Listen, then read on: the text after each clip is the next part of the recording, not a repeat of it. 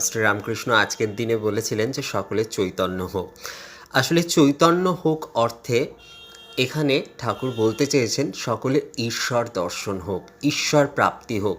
যতক্ষণ আমাদের ভিতরে যে তেজ শক্তি রয়েছে তার উদ্বোধন না হয়, অর্থাৎ সেই যে চৈতন্যময় সত্তা আমাদের ভিতরে বিরাজ করছেন, সেই আত্মবোধকে, সেই আত্মজ্ঞানকে আমরা যতক্ষণ উপলব্ধি না করতে পারি, আমাদের স্থূলতা ছেড়ে আমাদের সূক্ষ্মতে আমরা যতক্ষণ না পৌঁছতে পারি, ততক্ষণ আমাদের এই জীবনের সার্থকতা নেই।